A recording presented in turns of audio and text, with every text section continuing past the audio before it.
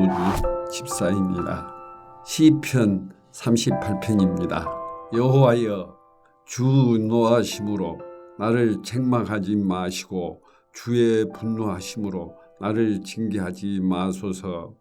주 화살이 나를 찌르고 주 손이 나를 심히 누르시나이다. 주 진노로 말미암아 내 살에 성한 곳이 없사오며 나의 죄로 말미암아 내 뼈에 편안함이 없나이다. 내 죄악이 내 머리에 넘쳐서 무거운 짐 같으니 내가 감당할 수 없나이다. 내 상처가 썩어 악취가 나오니 내가 우매한 까닭이로소이다. 내가 아프고 심히 구부러졌으며 종일토록 슬픔 중에 다니나이다. 내 허리에 열기가 가득하고 내 살에 성한 곳이 없나이다. 내가 피곤하고 심히 상하였음에 마음이 불안하여 신음하나이다. 주여, 나의 모든 소원이 주 앞에 있사오며 나의 탄식이 주 앞에 감추이지 아니하나이다. 내 심장이 뛰고 내 기력이 쇠하여 내 눈의 빛도 나를 떠났나이다. 내가 사랑하는 자와 내 친구들이 내 상처를 멀리하고 내 친척들도 멀리 섰나이다. 내 생명을 찾는 자가 올무를 놓고 나를 해하려는 자가 괴악한 일을 말하여 종일토록 음모를 꾸미오나 나는 못 듣는 자같이 듣지 아니하고 말 못하는 자같이 입을 열지 아니하오니 나는 듣지 못하는 자 같아서 내 입에는 반박할 말이 없나이다. 여호와여, 내가 주를 바라사오니 내 주 하나님이 내게 응답하시리이다. 내가 말하기를 두렵건대 그들이 나 때문에 기뻐하며 내가 실족할 때에 나를 향하여 스스로 교만할까 하였나이다. 내가 넘어지게 되었고 나의 근심이 항상 내 앞에 있사오니 내 죄악을 아뢰고 내 죄를 슬퍼함이니이다. 내 원수가 활발하며 강하고 부당하게 나를 미워하는 자가 많으며 또 악으로 선을 대신하는 자들이 내가 선을 따른다는 것 때문에 나를 대적하나이다. 여호와여, 나를 버리지 마소서. 나의 하나님이여, 나를 멀리하지 마소서. 속히 나를 도우소서. 주 나의 구원이시여. 하늘에 계신 우리 아버지여, 이름이 거룩히 여김을 받으시오며 나라가 임하옵시며 뜻이 하늘에서 이룬 것 같이 땅에서도 이루어지이다.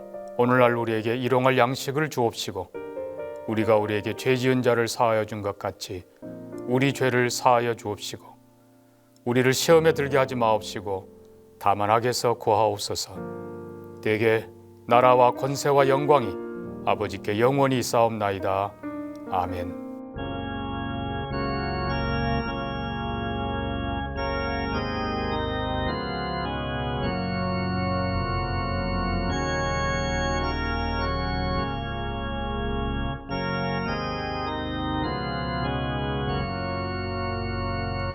이 세상은 요란하나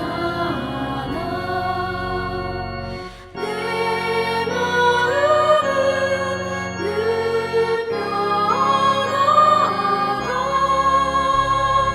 우주일 듯 주를 행하리. 참 기쁨이 내 것일세.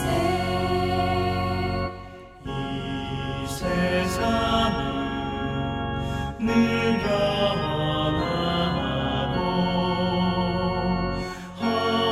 험악하니 참 많으나 주는 내만 생각하니 참 기쁨이 내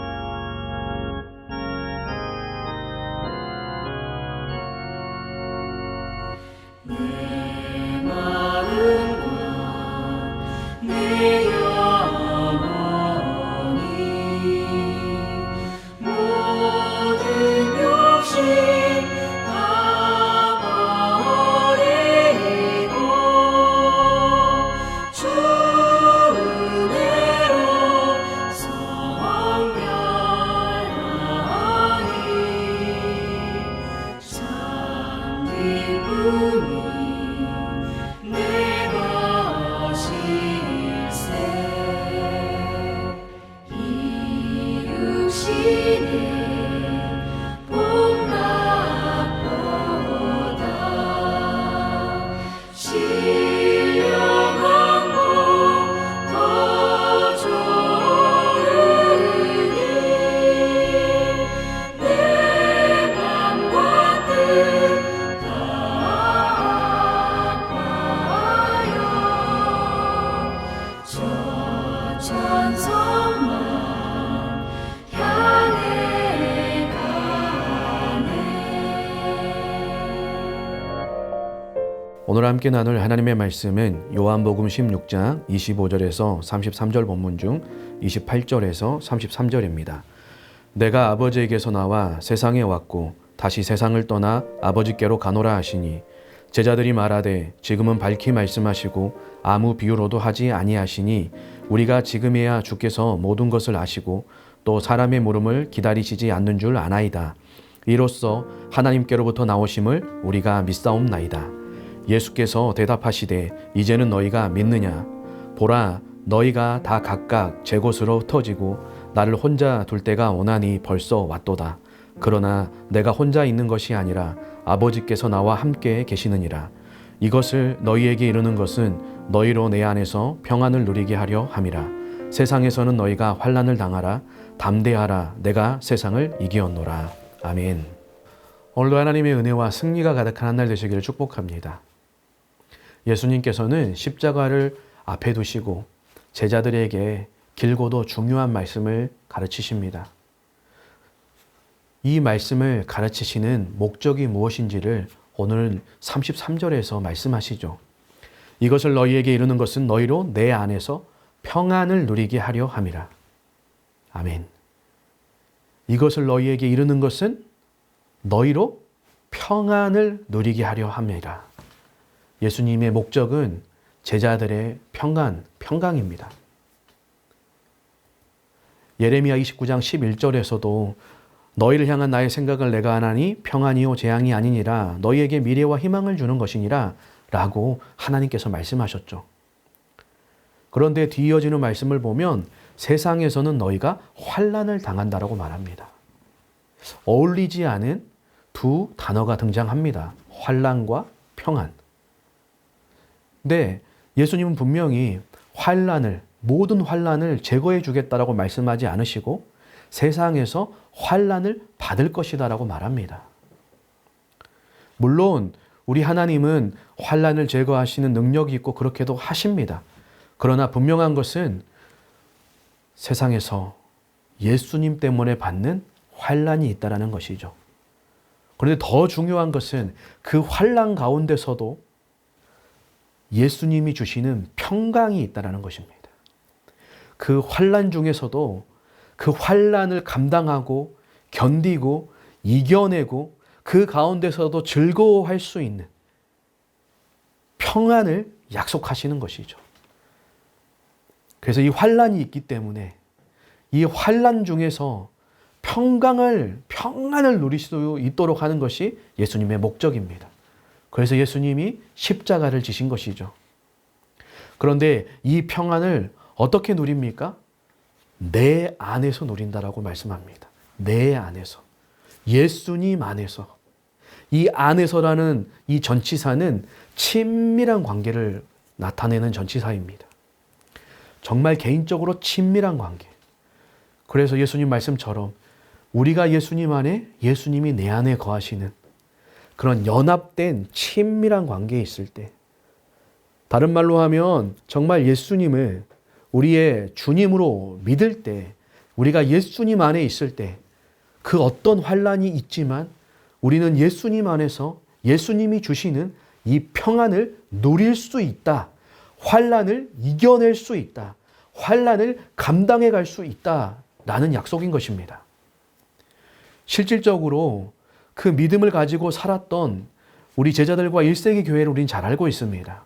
믿음 때문에 박해를 당하고 믿음 때문에 경제 생활을 할 수 없고 믿음 때문에 직장도 가질 수 없고 믿음 때문에 가족과 떨어져 살아야 되고 믿음 때문에 공동체로부터 출교를 당하는 또 믿음 때문에 로마 황제로부터 핍박과 박해를 당하는 믿음 때문에 정말 많은 것들을 포기하고 뭐 많은 어려움을 당하고 목숨까지도 잃게 되는 그 박해가 있었음을 우리는 너무나 잘 알고 있죠. 그런데 그 가운데서도 제자들과 교회가 예수님을 향한 예수님 때문에 당하는 이 박해 가운데서도 이 박해를 넉넉하게 감당하고 넉넉하게 이겨냈던 것은 바로 예수님께서 예수님 안에서 주시는 평안 때문이었죠. 우리가 잘 알고 있는 사도 바울이 빌립보 감옥에서 어떻게 했습니까? 기도하고 찬양하는 가운데 주님 앞에 나아가지 않습니까?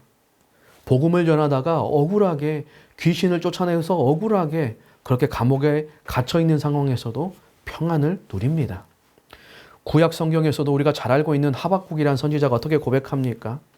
무화과, 포도나무, 소출이 없고 실물이 없고 양이 없고 소가 없고 아무것도 없지만 나는 여호와로 인하여 즐거워하며 기뻐하리라 고백하고 찬양하죠. 알 수가 없습니다. 그래서 요한복음 14장의 말씀처럼 세상은 이것을 알 수도 없고 세상에서는 이것을 주지도 없는, 줄 수도 없는 오직 예수님 안에서 성령을 통하여 주시는 평강, 평안 이것을 우리에게 약속하셨습니다. 세상에서 믿음 때문에 예수님 때문에 어떤 환난을 당할지라도 예수님 안에서 예수님 주시는 그 평안, 이 평안을 누리시는 저와 우리 모든 성도님 될 수 있기를 축복합니다. 그리고 또한 이어지는 말씀을 보면 환난이 있지만 담대하라라고 말합니다. 담대하라. 용기를 가져라. 그냥 그 안에서 피해 다니는 것이 아니라 오히려 담대하게 나아가라는 것이죠. 왜요? 예수님이 세상을 이기셨다라고 말씀하십니다. 용기를 가져라. 세상을 너희가 이겨라 라고 말하지 않습니다. 너희들은 담대해라. 용기를 가져라. 환난이 있지만 그 평강을 누리는 가운데 용기를 가져라. 담대하라. 왜냐하면 내가 세상을 이겼다. 완료형으로 이미 예수님이 십자가에서 사탄의 그 모든 권세, 죽음의 모든 권세, 그 모든 것들을 이미 승리하셨고 그 승리는 지금도 계속되는 승리이고 영원한 승리이죠. 예수님이 이기셨기 때문에 예수님 안에 있는 자들, 예수님의 승리, 이미 주어진 승리 안에서 용기를 가지고 담대하게 현실 가운데 어떠한 환난과 고난이 있을지라도 그렇게 살아가라고 합니다. 여러분, 골로새서 2장 12절에 보면 통치자들과 권세들을 무력화하여 드러내어 구경거리로 삼으시고 십자가로 그들을 이기셨다라고 바울이 말하죠. 히브리서 2장 18절에 그가 시험을 받아 고난을 당하셨은즉 시험 받는 자들을 능히 도우실 수 있느니라. 또 히브리서 4장 15절에 보면 우리의 대제사장은 우리의 연약함을 동정하지 못하실 리가 아니요 모든 일에 똑같이 시험을 받으신 이로되 죄가 없으신 분인데 그래서 돕는 은혜를 얻기 위하여 하나님의 은혜의 보좌 앞에 담대히 나아가라고 말씀하시죠. 예수님의 승리 때문에, 예수님 때문에 우리는 이렇게 담대하게 나아갈 수 있는 것입니다. 이 믿음을 가졌던 이미 구약에서도 요셉을 보십시오. 함께 하시는 그 하나님 때문에 담대하게 환경적으로 정말 힘든 상황 가운데 있었지만 그는 노예로 팔려간 그곳에서도 담대하게 하나님의 말씀대로 하나님을 위하여 살아갑니다. 모세도 그렇지 않습니까? 내가 너와 함께한다. 그랬더니 바로왕 앞에서도 광야에서도 담대하게 살아가는 것이죠. 여호수아도 또한 어떻습니까? 그 연약해지려고 하는 그 마음 가운데 강하고 담대하라. 왜요? 내가 너와 함께하리라. 그래서 여호수아가 그 여리고 전쟁을 감당한 거 아니겠습니까? 이미 예수님이 승리하셨습니다. 그 주님이 우리와 함께 하십니다. 아무리 우는 사자와 같이 사탄이 우리를 위협하지만 우리를 어떻게 할 수 없습니다. 우리는 예수님 안에 있기 때문에, 예수님을 붙들고 있기 때문에, 하나님의 자녀이기 때문에 최종적으로 사탄이 우리의 이 권위, 우리의 이 권세, 우리의 이 구원을 취소할 수도 없고 어떻게 할 수 없습니다. 주님이 승리하셨습니다. 그 예수님 안에 우리가 있습니다. 예수님 우리와 함께 하십니다. 믿는 자에게 성령이 함께 하십니다. 여러분, 이미 얻은 승리, 여러분 이렇게 한번 비유해 보면 어떨까요? 스포츠 다시 보기를 저는 참 좋아합니다. 왜냐하면 중계를 보면 조마조마하는 그런 스릴은 있지만 그게 좀 싫습니다. 그런데 이미 결과를 알고 보면 참 그것이 즐거울 때가 있죠. 특별히 승리한 결과들. 얼마 전에 동계올림픽에서 우리 쇼트트랙 여자 국가대표가 1500m인가에서 승리하는 것을 봤습니다. 이미 결과를 알고 있죠. 금메달, 은메달을 땄습니다. 이미 승리한 것을 알고 다시 보기를 하니까 그 4바퀴인가 남은 상황에서 이렇게 2위, 3위로 막 올라가고 또 2바퀴인가 남은 상황에서 1위가 되던 그 상황. 그러면서 그 김길린이라는 선수가 1등으로 또 최민정이라는 선수가 2등으로 돌아오는 걸 보면서 막 너무 즐겁습니다. 막 기쁨이 있고 막 평안함이 있죠. 왜냐하면 이미 승리했다라는 사실을 알고 확신하고 보기 때문에 그렇습니다. 이미 승리했는데 우리나라 여자 쇼트트랙 국가대표팀이 금메달 따지 못해서 이렇게 말하는 건 말이 안 되는 얘기인 것이죠. 2002년 월드컵 20여 년이 지났지만 지금도 우리가 기억이 생생하지 않습니까? 계속해서 그 영상을 다시 보기 하지 않습니까? 여전히 그 국가대표는 우리의 기억 속에 그 승리를 이룬 사람들은 정말 영웅처럼 대접받지 않습니까? 히딩크 감독도 그렇죠.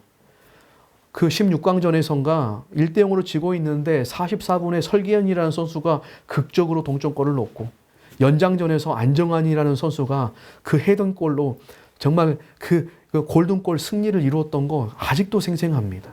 20여 년 전에 이룬 승리가 오늘의 승리처럼 누려지고 기쁨이 되고 그걸 바라보면서 막 평강이 있고 오히려 그냥 기쁨이 있는 것이죠. 마찬가지이지 않습니까? 예수님이 이미 세상을, 사탄을, 죽음의 모든 권세를, 저주를 이미 예수님이 이기셨습니다. 그 승리가 오늘 우리 교회 가운데, 우리의 믿는 자들 가운데 함께 하시는 것이죠. 그래서 우리는 믿음 때문에 세상 가운데 예수님 말씀처럼 박해를 당하고 환난을 당할 수 있으나 그 가운데서 예수님을 향하여 집중하고 예수님 앞에 나아가서 은혜의 보좌 앞에 하나님 앞에 도우심을 구하면서 주님 앞에 기도하고 바울처럼 찬양하면서 성령 안에서 주시는 예수님 안에서 누릴 수 있는 환난을 이겨내는 이미 승리하신 예수님 안에서 누리는 그 담대함과 그 승리 가운데 그 평강 가운데 살아갈 수 있게 되었죠. 이미 우리의 과거의 신앙 가운데 누리고 있고 또 계속해서 우리가 누릴 수 있음을 약속하십니다. 그런데 여러분, 이 말씀을 하시는 지금 예수님이 제자들에게 하시는 상황 가운데 이전의 말씀을 보면 이제 너희가 믿느냐라고 물어보시죠. 그러면서 32절에 보면 보라 너희가 다 각각 제 곳으로 흩어지고 나를 혼자 둘 때가 오나니 벌써 왔도다.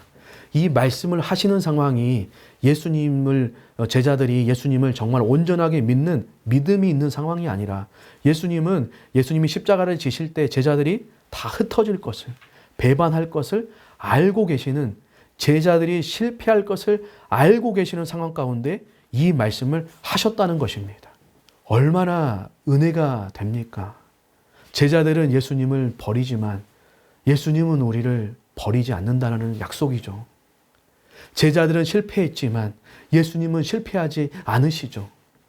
여러분, 우리 성경에서 가르쳐주는 모든 말씀이 무엇입니까?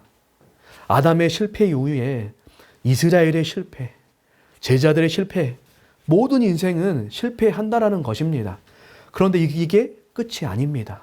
이런 실패한 우리 인생 가운데 예수님이 찾아오셨고 예수님이 십자가에서 온전히 모든 것을 이루심으로 실패한 우리 인생을 그대로 두지 않으시고 끝까지 붙잡으셔서 우리에게 그 믿음을 성령 안에서 은혜의 선물로 주셔서 제자들과 동일하게 실패한 인생으로 예수님을 알지 못하고 찾지 않고 섬기지 않고 각기 제 곳으로 향하며 죄와 욕심으로 살아가는 우리 인생이지만 예수님이 이루어 놓으신 그 십자가와 구원의 승리를 이 세상의 환난, 그 어떤 환난도 담대하게 감당하며 믿음으로 살아낼 수 있는 그 어떤 환난 가운데서도 하나님의 기쁨과 즐거움을 누릴 수 있는 그 평강을 누리는 그 십자가의 승리, 십자가의 구원, 하나님의 자녀, 하나님의 권세, 하나님의 능력을 우리 가운데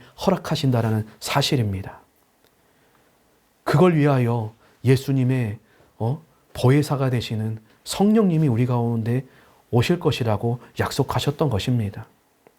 사랑하는 성도님들, 수많은 믿음의 사람들이 환난과 박해가 있었지만 그 예수님 때문에 그 자신에게 주어진 그 인생을 믿음으로 살아냈습니다. 우리가 잘 아는 것처럼 우리 한국교회 초기에도 예수님을 믿는 것 때문에 박해가 있었습니다. 그런데 오늘날에도 박해가 있지만 그 박해보다는 오히려 우리를 혼란스럽게 하고 오히려 우리를 유혹하는 광명한 천사의 모습으로 유혹하고 박해하는 것들이 많죠. 마태복음 4장에서 예수님이 시험을 받으신 것처럼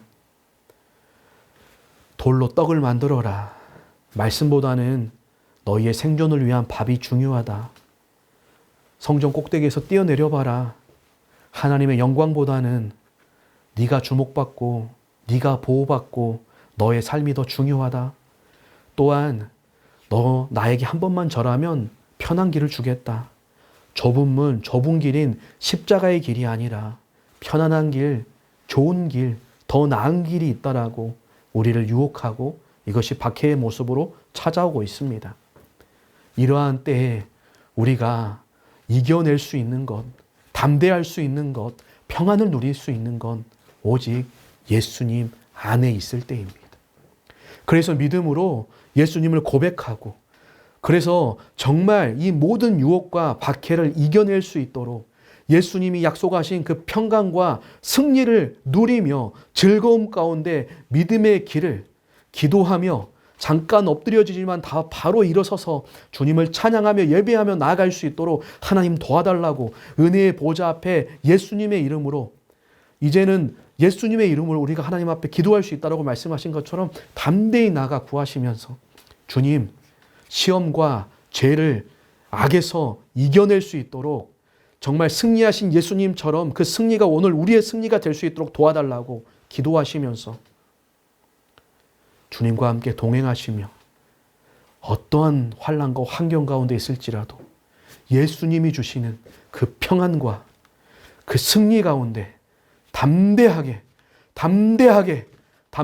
믿음의 길을 걸어가시는 저와 여러분 될 수 있기를 예수님 이름으로 축복합니다. 기도하겠습니다. 하나님 아버지, 세상을 이기신 예수님 안에서 어떤 환난과 고난이 있을지라도 평안을 누리며 승리를 누리며 담대하게 살아가는 우리 모든 성도님들과 교회가 될 수 있도록 함께하여 주옵소서. 예수님 이름으로 기도합니다.